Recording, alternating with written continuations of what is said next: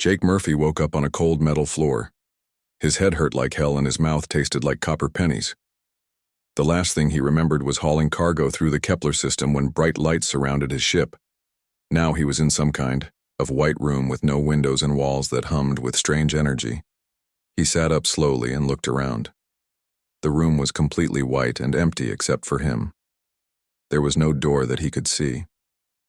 The ceiling glowed with soft light that came from nowhere. Everything smelled clean and sterile, like a hospital, but worse. Jake stood up and walked to one of the walls. It felt warm under his hand and seemed to buzz with electricity.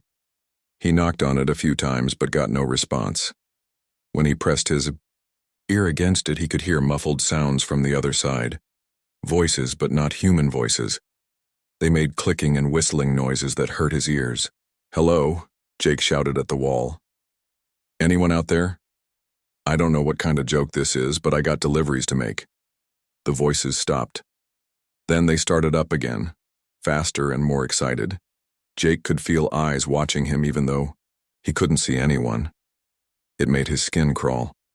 On the other side of the wall, Dr. Kethvar adjusted his observation equipment and studied the human specimen. The creature was larger than expected, with thick muscles and scarred hands that spoke of manual labor. Most interesting was its behavior. Other species they captured usually cowered in the corner or tried to hurt themselves. This human seemed more annoyed than afraid. "Fascinating," Dr. Kethvar said to his assistant Zeklon. "Look at its posture. No signs of submission or terror. It actually seems curious about its surroundings." Zeklon checked the readings on his tablet. "Should we begin the fear conditioning now, Doctor? The Empire wants results quickly." Dr. Kethvar studied the human more carefully. The creature had begun doing some kind of repetitive movement, raising and lowering its body using its arms. "What is it doing?" "I believe it's called exercise," Zeklon said, consulting his database. "Humans voluntarily stress their bodies to maintain physical condition." "Voluntarily stress themselves?" Dr. Kethvar's 4 eyes blinked in confusion. How bizarre. No wonder they're so primitive. Jake had started doing push-ups because he was bored and worried. When he got nervous, he liked to keep his hands busy. His dad had taught him that back in Detroit. "When you don't know what's happening, do something you do know," his father used to say. Jake knew how to do push-ups. After 20 push-ups, he stood up and examined the room again. There had to be some way out. He ran his hands along the walls, looking for hidden panels or buttons. The humming sound got louder when he touched certain spots. "I know you're watching me," he said out loud. "My cargo manifest is in my ship's computer. Take whatever you want and let me go. I got bills to pay." The clicking sound started again. Then a new sound joined them, like air being pushed through pipes. Jake looked up and saw tiny holes opening in the ceiling. A faint mist began to drift. Down Dr. Kethvar watched his screens with excitement. "Beginning terror mist deployment, standard concentration for initial exposure." The purple gas was the Zephyrian Empire's greatest weapon. They had tested it on 47 different species across the galaxy. Every single one had the same reaction, complete psychological breakdown within minutes. The gas triggered the deepest fears buried in any thinking creature's mind. Most aliens begged for death within the first hour. "Heart rate is elevated but stable," Zeklon reported. "Breathing pattern shows mild stress, but no panic response." Jake smelled the purple mist as it filled the room. It had a sharp chemical smell that reminded him of something. He took a deeper breath, trying to figure out what it was. The smell was familiar, but he couldn't place it. The mist grew thicker. Jake's eyes watered a little, but otherwise he felt fine. The smell kept nagging at him.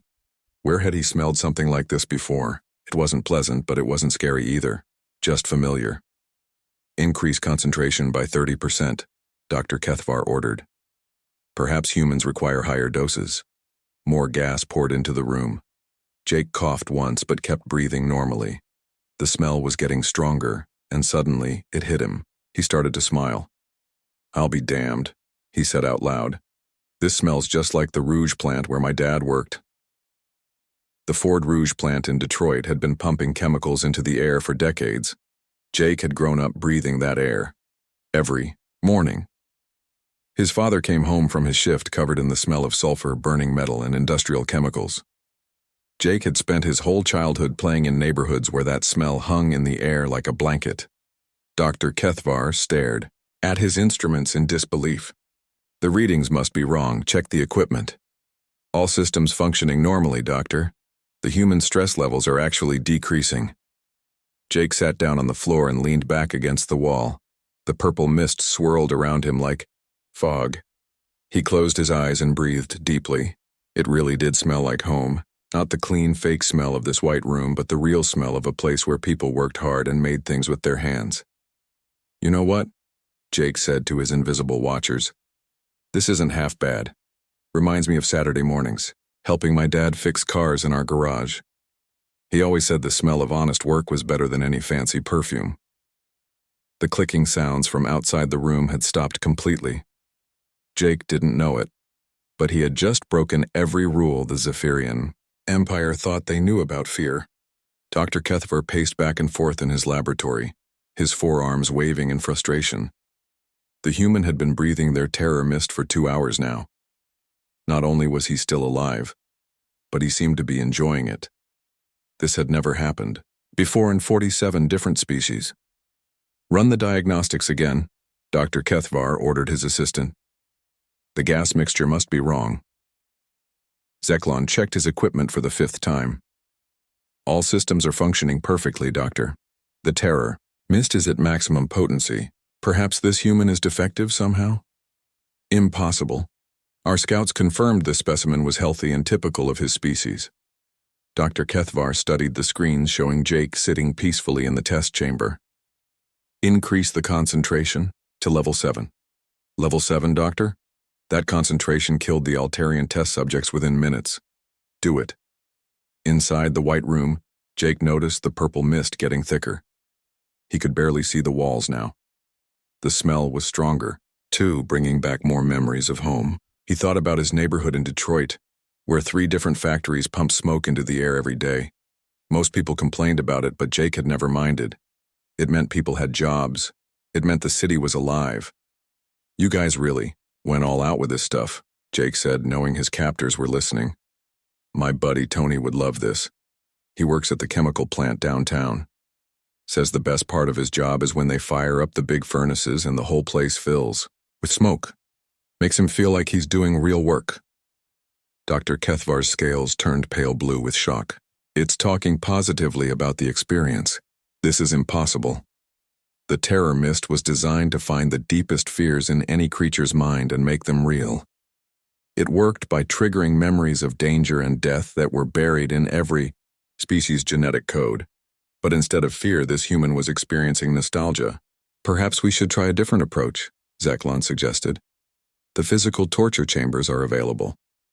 No. The Empire specifically wants psychological warfare data. Physical pain is easy. Anyone can break bones.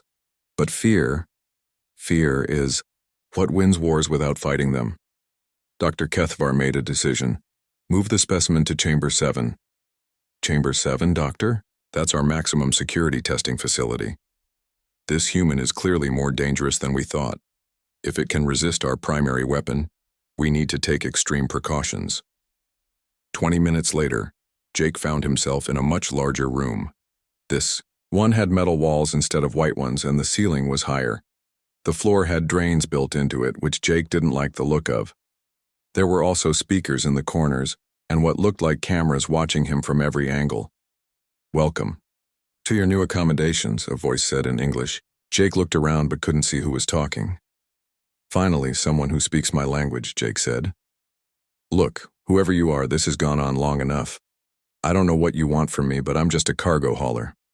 I don't have any military secrets or government information. I deliver machine parts and processed food, that's it. We are not interested in your cargo, the voice replied. We are studying human psychology. Your reaction to our atmospheric conditioning has been unexpected. Atmospheric conditioning? You mean that purple stuff? Jake laughed. That's not conditioning. That's just industrial air. Smells like every factory I've ever been in. Doctor. Kethavar listened to the translation with growing concern. Zeklon, access our database on Earth. I want to know more about these factories the human mentions. The data that came back made both aliens' blood run cold. Earth's atmosphere contained thousands of different chemical compounds that would be deadly to most species. Humans not only survived in this toxic environment, they had actually created more of it on purpose. Their cities were filled with machines that pumped poisonous gases into the air every day. Doctor, Zeklon whispered, according to this data, human cities have atmospheric conditions that would kill our people in minutes, and they choose to live there. That's impossible. No intelligent species would poison their own environment. The data is from our own scouts, Doctor. Look at these atmospheric readings from what humans call Los Angeles or Beijing. The air contains sulfur compounds, carbon monoxide, nitrogen oxides. Dr. Kethavar studied the data in horror. These are all components of our terror mist. You're telling me humans breathe this every day? In Chamber 7, Jake was getting restless. The purple mist had started up again, even thicker than before. He could taste it now, bitter and sharp with an oily aftertaste that coated his throat. It reminded him of the time he had worked construction near the oil refinery. Same smell, same burn in his lungs. You know what you're missing? Jake called out to his invisible captors. A little sulfur dioxide. That would really complete the bouquet. Maybe some benzene if you really want to make it authentic. Dr. Kethavar's hands shook as he accessed the chemical analysis. Add sulfur dioxide to the mixture.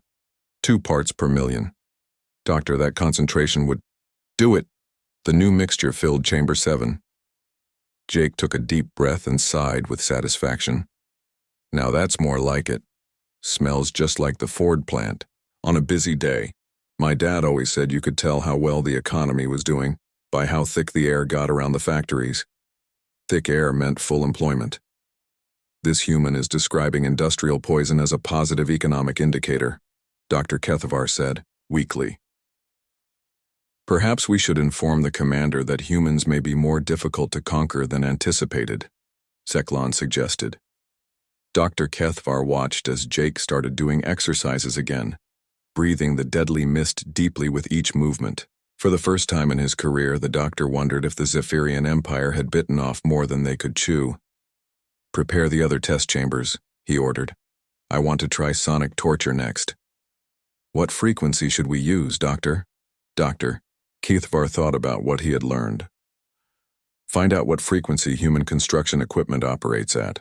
If their reaction to poison gas is any indication, they probably find industrial noise soothing too. Dr. Kethavar stared at the readings on his screen with growing panic. The human had been exposed to Level 9 terror mist for 6 hours. Level 9 was supposed to kill most creatures through pure fear within 30 minutes. Instead, Jake Murphy was humming what sounded like a happy tune. This is madness, Dr. Kethavar muttered. No species should be able to survive this. Doctor, Zeklon said nervously, the commander is requesting an update on the psychological warfare tests. What should I tell him? Tell him we need more test subjects. This one human might be abnormal. We need to test others to be sure. Within the hour, 3 more humans were brought to the testing facility. They had all been captured from different cargo ships in the same area as Jake. The aliens wanted to see if Jake's strange reaction was normal for his species or if he was just unusual. Lisa Parker was a chemical engineer from Houston. She woke up in a white room similar to Jake's original cell. When the purple mist started flowing from the ceiling, she sat up and sniffed the air carefully. Interesting, she said out loud. Smells like a petroleum processing plant. The molecular structure must be fairly complex to produce that particular odor profile. In the observation room, Dr. Kethavar watched in horror as the second human began analyzing their terror weapon like it was a science experiment. Ben Collins was a firefighter from Pittsburgh. When the mist filled his cell, he took deep breaths and nodded approvingly. Not bad, he said. Reminds me of that warehouse fire last month. Took us 8 hours to put that one out. The smoke was so thick you couldn't see your hand in front of your face, But that's just part of the job. Maria Santos grew up near oil refineries in Louisiana. When the terror mist reached her, she closed her eyes and smiled. "Smells like summer afternoons when I was a kid," she said. My grandmother's house was right, next to the Exxon plant. Every evening when the wind changed, the whole neighborhood would smell like this. We used to sit on the porch and watch the flames from the refinery stacks. Grandma said it looked like giant candles. Dr. Kethvar's forearms shook as he reviewed the data from all 4 humans. Not one of them showed any signs of fear or distress. In fact, their vital signs indicated they were all relaxed and comfortable. "This cannot be happening," he said.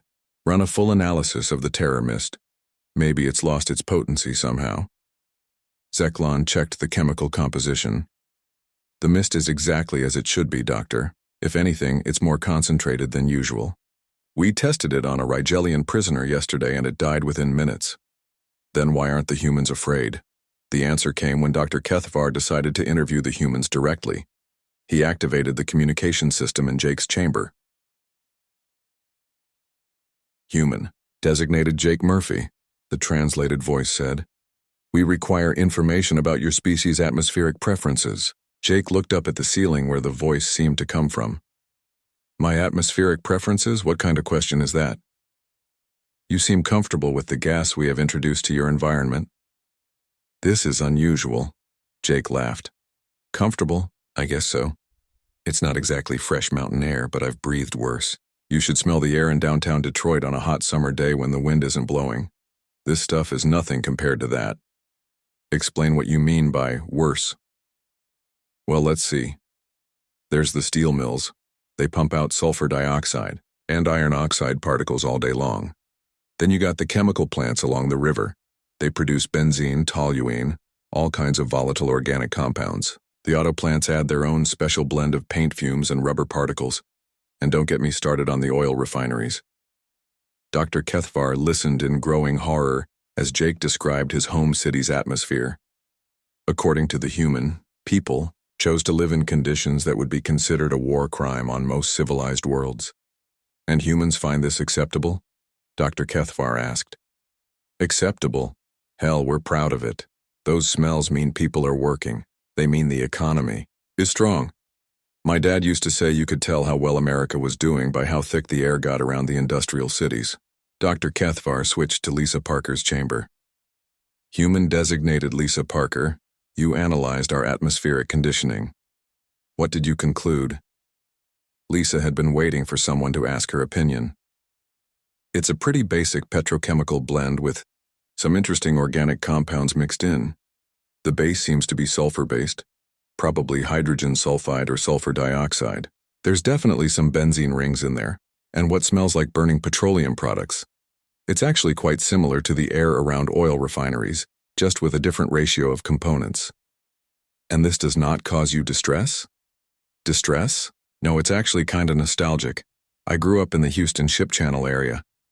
This smells like home. We used to joke that if you couldn't smell the refineries, something was wrong with the economy."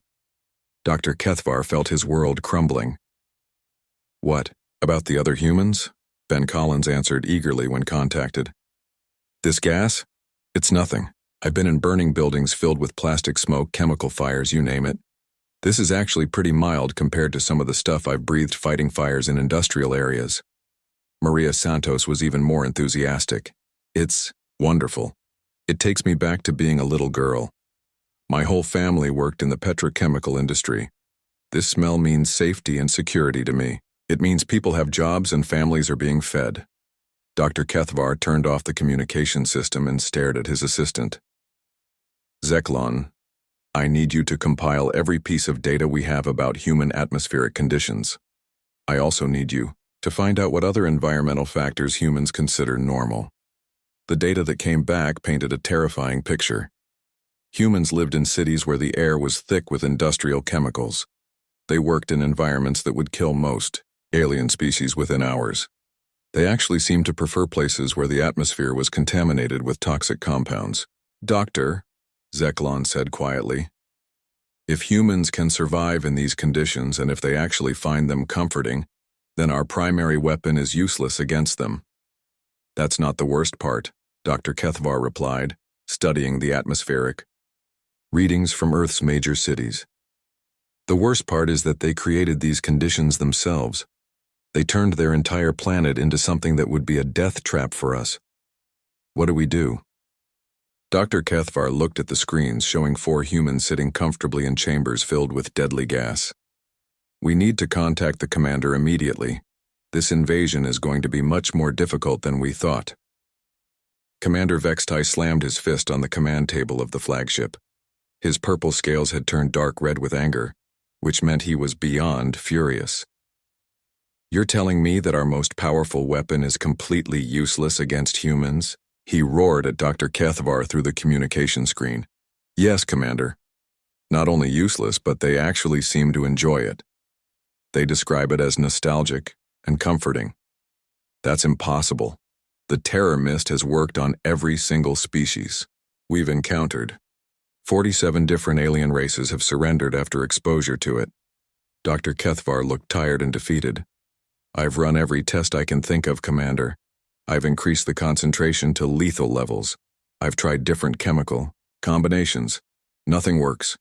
The humans just breathe it in and start talking about their childhoods. Commander Vextai paced around his command center. The invasion fleet was already approaching the edge of Earth's solar system. Thousands of ships filled with warriors and terror mist dispensers, all based on the assumption that humans would break quickly under psychological pressure. Perhaps these 4 humans are abnormal, the commander said. Capture more specimens. Test them properly. I've already requested additional subjects, Commander, but based on what we've learned about human atmospheric conditions, I believe all humans will react the same way. What do you mean? Dr. Kethvar pulled up the atmospheric data from Earth. Commander, humans live in air that would kill our people within minutes. Their cities are filled with chemical compounds that we use as weapons. They've turned their entire planet into what we would consider a toxic waste dump, and they seem to prefer it that way. Commander Vextai studied the readings from Earth's major cities. The numbers made no sense. These readings must be wrong. No intelligent species would poison their own atmosphere. The data comes from our own scout ships, Commander. It's accurate. While the aliens argued about strategy, Jake and the other humans had been busy. They might have been captured, but they weren't stupid. Jake had spent years working on ships and in factories. He knew how to watch systems and figure out how they worked. The aliens had made a mistake by putting all 4 humans in the same section of the ship. The cells were close enough that the humans could talk to each other through the ventilation system. Lisa, you getting this? Jake spoke quietly into the air vent in his cell. I hear you, Jake. Ben and Maria, you there too? Present, Ben replied. I've been watching the air circulation patterns. This whole section is connected. I've been analyzing the power systems, Lisa added. They're using some kind of plasma-based energy grid. Very advanced, but it follows basic engineering principles. Jake had been studying the alien guards during feeding time. These guys aren't used to prisoners who fight back. They expect everything to be scared of them. That's their weakness. What do you mean? Maria asked. Think about it. They capture us, expect us to break down crying, and when we don't, they panic. They're not prepared for resistance. Their whole strategy is based on fear. Lisa understood immediately. So if we can turn that around, make them afraid of us instead. Exactly. Ben, what do you see when they bring food? Ben had been paying attention to the security procedures. 2 guards, lightly armed. They wear breathing masks when they come into our section. I think our normal air is toxic to them. That gives us an advantage, Jake said. Maria, you've been quiet. What are you thinking? Maria had been listening to the aliens talk through the translation system. They're planning something big. I heard them mention a fleet and an invasion. I think they want to attack Earth. The 4 humans fell silent as the implications sank in. They weren't just prisoners. They were advance scouts for an alien invasion of their home planet. We have to get out of here, Jake said. We have to warn Earth. How? Ben asked. We're locked in cells on an alien ship in the middle of space. Lisa had been thinking about the engineering problems. I might have an idea. These plasma conduits run through the whole ship. If we could overload them in the right sequence, we could cause a cascade failure in their power grid. That sounds dangerous, Maria said. Everything's dangerous now, Jake replied. But we've got advantages they don't know about. We can breathe their poison gas. We can probably handle their atmospheric conditions better than they can handle ours. And they're not expecting us to fight back. What's the plan? Ben asked. Jake had been forming an idea based on everything he'd observed. First, we need to get out of these cells. Lisa, can you figure out the locking mechanism? I think so. It's energy-based, but there should be manual overrides for emergencies. Good. Ben, once we're out, we need to take control of their atmospheric systems. You know more about air handling than any of us. I can do that. What about you and Maria? Maria speaks some of their language from listening to the translation system. We'll need her to help us navigate. And I'm going to find their communication array. We need to get a message to Earth. The plan was risky, but it was better than sitting in cells while an alien fleet prepared to attack their planet. The humans began working on the first step, getting out of their cells. Meanwhile, Commander Vexatai had made his decision. Dr. Kethvar, I don't care if the terror mist doesn't work perfectly on humans. We'll use 10 times the normal concentration. We'll flood their entire atmosphere with it. Commander, that much terror mist could kill every living thing on the planet, including the humans. Then we'll colonize an empty world instead of conquered one. Either way, the humans won't be a problem. Dr. Kethvar felt sick. What about the test subjects? Should I continue the experiments? Kill them. If they won't break, they're no use to us.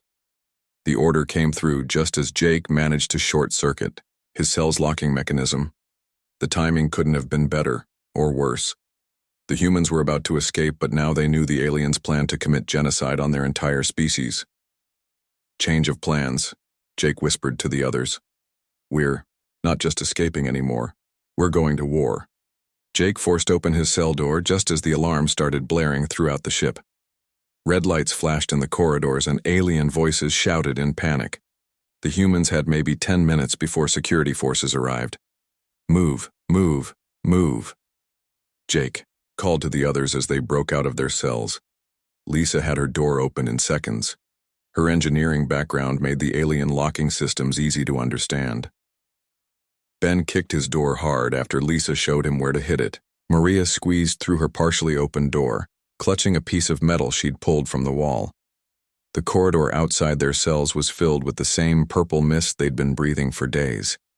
To the humans, it was just another day, at work. But when 2 alien guards came running around the corner, they immediately started choking and stumbling. They can't breathe their own weapon, Ben realized.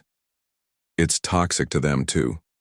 Jake grabbed one of the falling guards and took his weapon, some kind of energy device that looked simple enough to use. Lisa, find those power conduits. Ben, get to their air systems. Maria, stay with me. We're going to send a message to Earth. The humans split up, moving through corridors filled with deadly gas that didn't bother them at all. Every alien they met was struggling to breathe, even with their protective masks. The terror mist that was supposed to break human minds was poisoning the aliens who created it. Lisa found the main power grid in a large room filled with humming machinery. The plasma conduits were easy to identify. They glowed bright blue and carried massive amounts of energy. She began rerouting power, using the same principles she'd learned in chemical plants back on Earth. Ben located the atmospheric control center. The alien air systems were more advanced than anything on Earth, but they worked on the same basic principles as the ventilation systems he'd dealt with as a firefighter. He started pumping the ship's terror mist into the alien sections while routing clean air to the human areas. Jake and Maria fought their way toward the communication center. The aliens were in complete panic now. Their own weapon was choking them while the humans they'd captured were running free through their ship. The communication array should be near the command center, Maria said, reading the alien symbols on the walls. She'd picked up enough of their language to navigate. They found the communication room just as Commander Vextai was screaming orders at his bridge crew. Through the thick windows, Jake could see the massive alien fleet spreading out around Earth. Hundreds of ships were preparing to release clouds of terror mist into Earth's atmosphere. "We're too late," Maria said. "They're starting the attack." Jake looked at the alien communication equipment. He didn't understand the technology, but he knew what he had to do. "Maria, can you figure out how to send a message to Earth?" "I think so, but what good will it do? Even if we warn them, how can Earth defend against this?" Jake smiled grimly. "Trust me, Earth is going to be just fine." Down on Earth, the first clouds of purple terror mist began falling from the sky. The alien fleet had expected immediate panic, mass hysteria, and complete surrender within hours. Instead, they got something very different. In Detroit, Jake's old neighborhood, people came out of their houses to look at the purple clouds drifting over the city. "Smells like the Rouge plant is working overtime," one man said to his neighbor. "Yeah, must be a big order from somewhere. Good for the economy." In Houston, near where Lisa had grown up, workers at the chemical plants barely noticed the alien gas mixing with their normal industrial atmosphere. "Air quality's about the same as usual," a plant supervisor reported to his boss.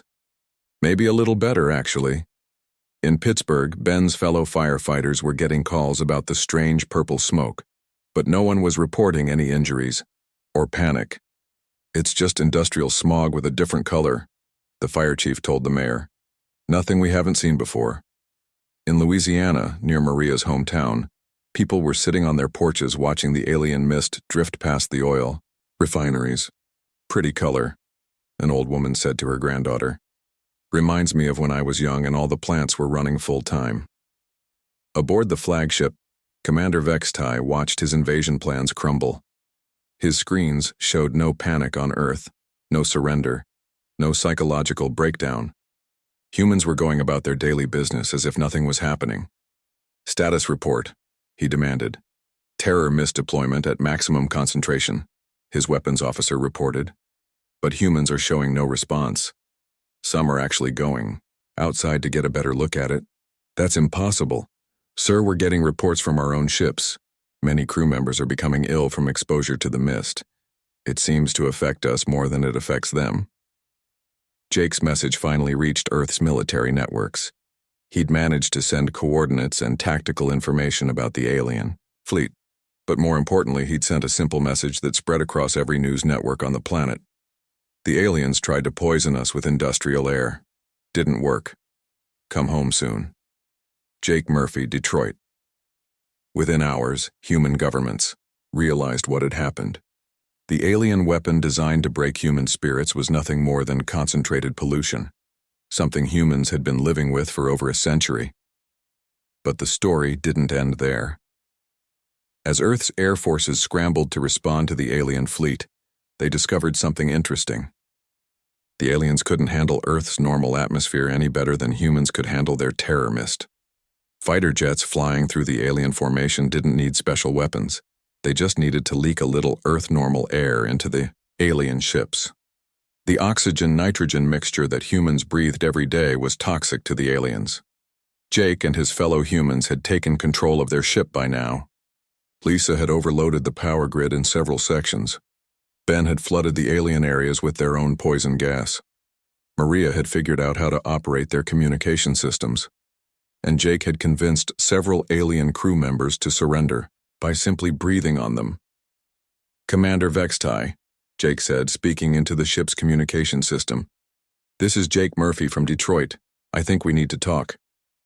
The commander appeared on the screen, his scales pale with fear and illness. "What do you want, human?" "I want you to turn your ships around and go home. Take your poison gas with you. Earth doesn't want it. You cannot defeat the Zephyrian Empire."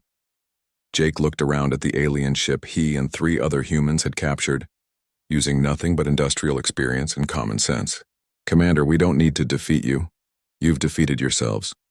You built a weapon that doesn't work on us, and you can't even use it without poisoning your own people. Maybe next time, do a little more research before you try to invade someone." Through the ship's windows, Jake could see the alien fleet beginning to retreat. Earth's fighters were chasing them away simply by existing in the same space. The planet's normal atmosphere was more effective against the aliens than any weapon humanity had ever built. You know what the funny thing is?